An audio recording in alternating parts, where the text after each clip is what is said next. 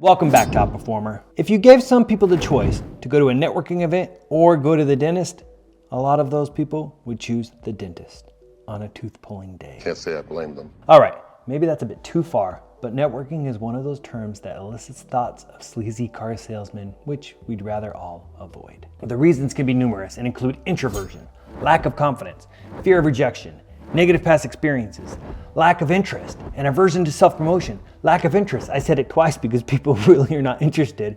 No clear goal, or believing networking is all about sales. Well, not being a huge fan myself, in this video, I'm going to share the techniques I have applied to make networking less painful and more purposeful. But let's first debunk 4 myths about networking. Myth number 1.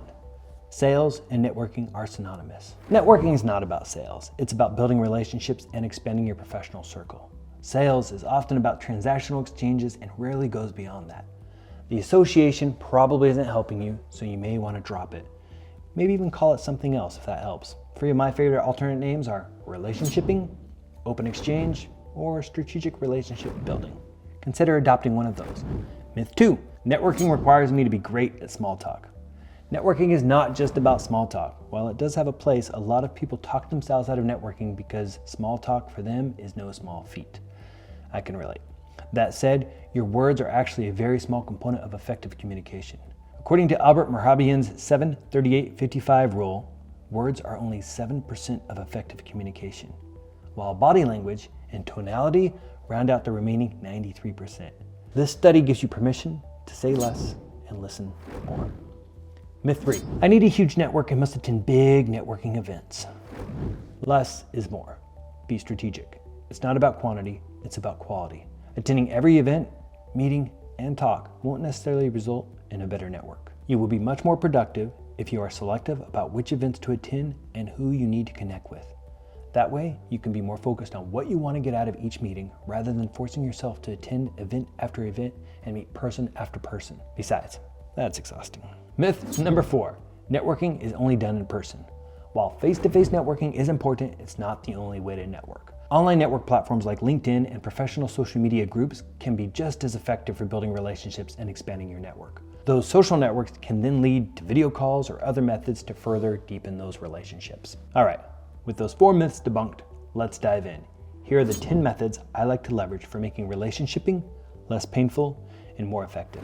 Never forget, everyone is looking for help with something. Your role is to figure out what you can help them with while striving to give more than you take. Networking is about building valuable, lasting, and mutually beneficial contacts. If it feels dirty or uncomfortable, it's probably a signal that your value ratio is off and you may be taking more than you are giving. I want more. When we're not adding value to others, we feel guilty and that dirty feeling kicks in. It's that pesky rule of reciprocity that is working against us in this case, as we haven't fulfilled our obligation. The solution? Increase the value you are contributing to them. It doesn't have to be in huge ways, but it does require actively considering how you will do it. This is where the strategic relationship tracker can come in, as it has areas to capture things about the person, from their favorite coffee to their family hobbies to work priorities and struggles. All of those are ripe to look for ways to give more to that individual. Buying someone coffee or lunch as a thanks is a good starter.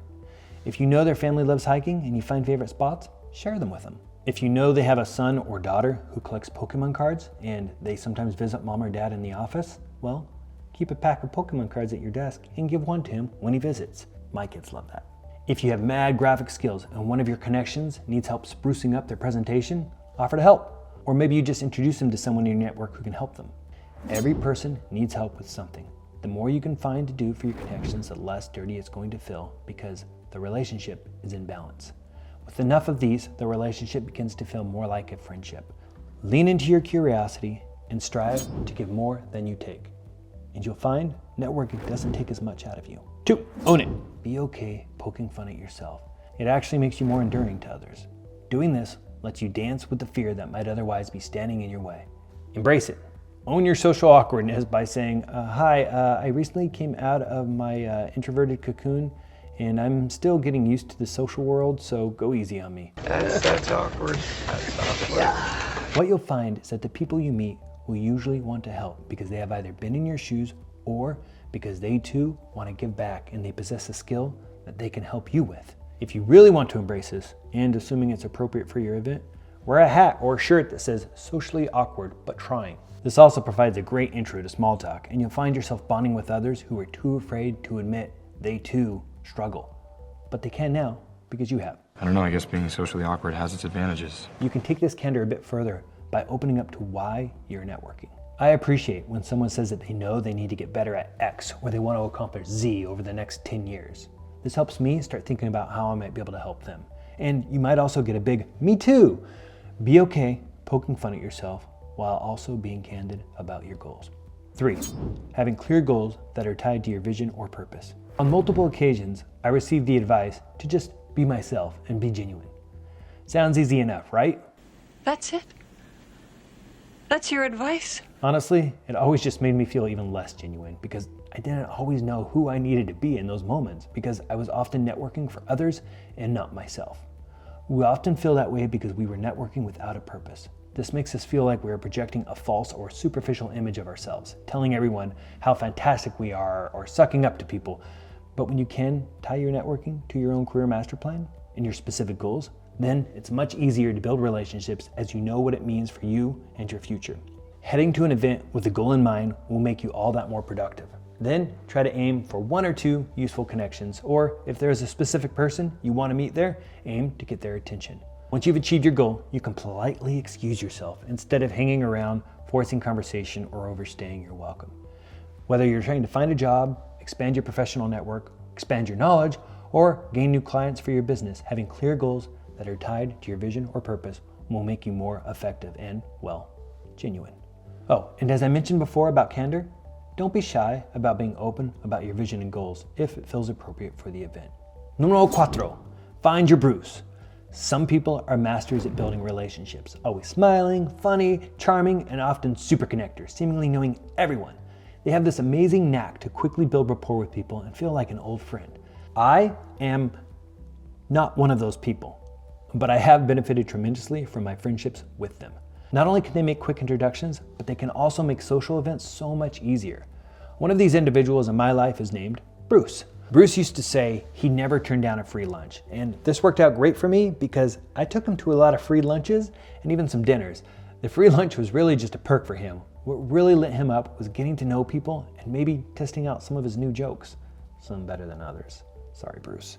He made my relationship building so much easier because I looked good just being in his presence, riding his social coattails, if you will. If networking isn't easy for you, then look for the Bruces in your life.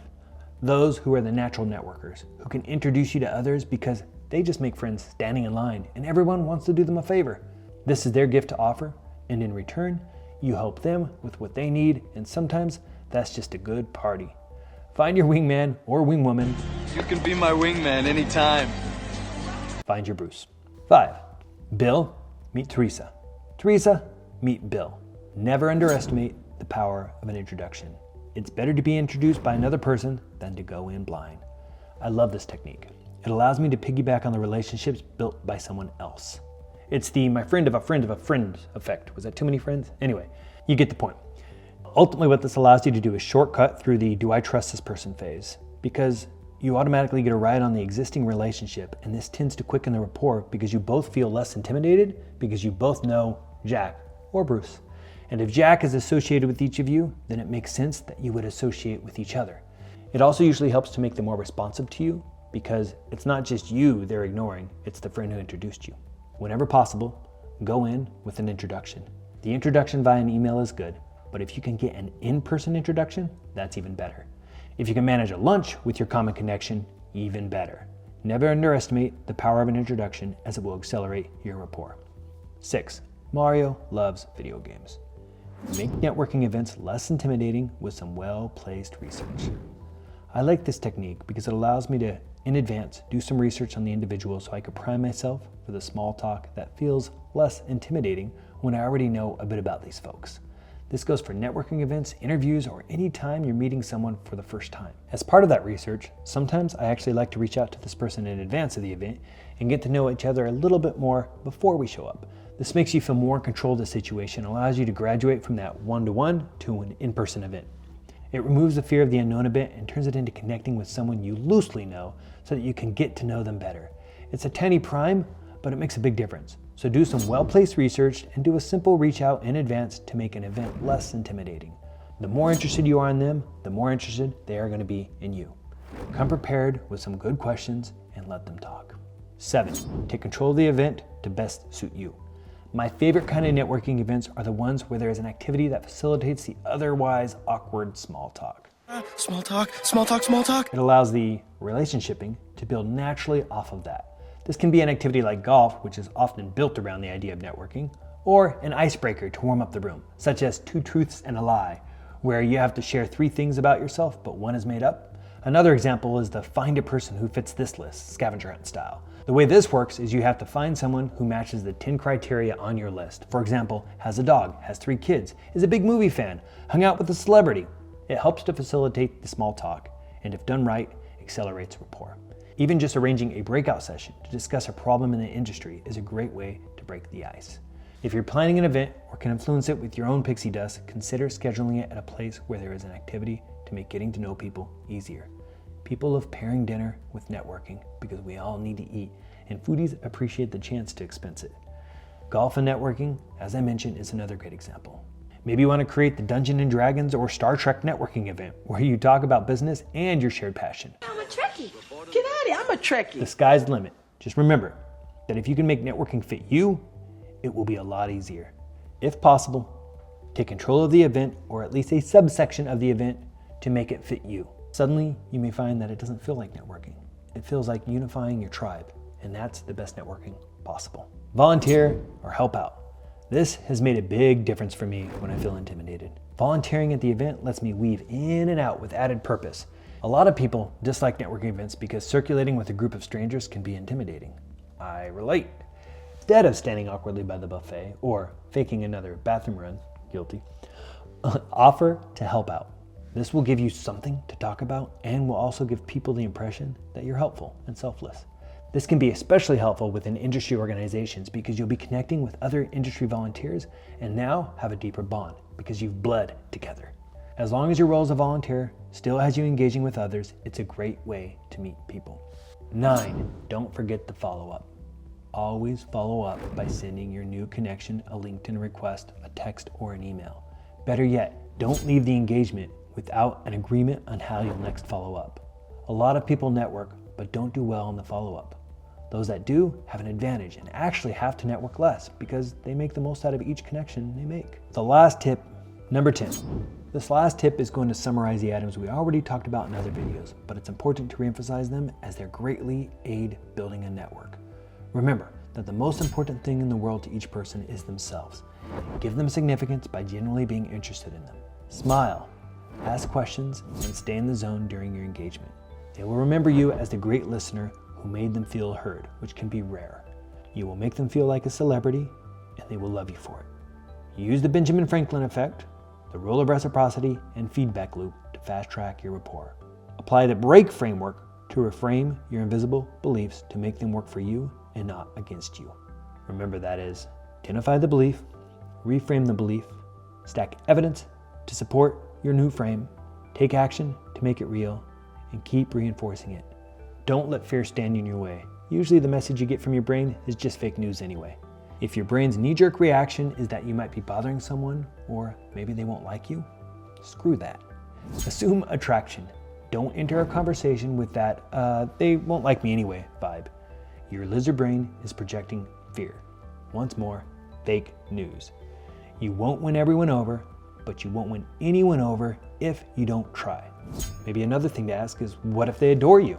What if you bring exactly what they're missing into their lives? Every person needs help with something.